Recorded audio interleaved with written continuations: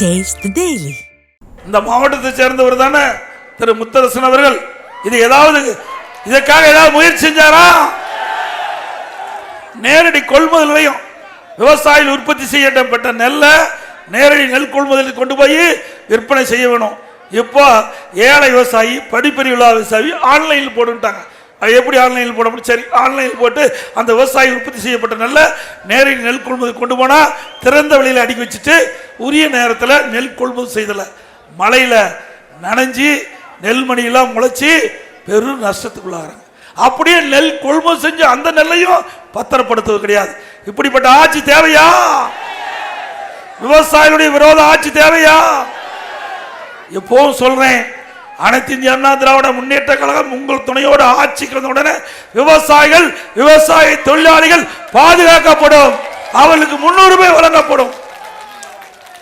அதுபோல விவசாய தொழிலாளிக்கு அற்புதமான வீடுகள் கட்டி கொடுக்கப்படும்.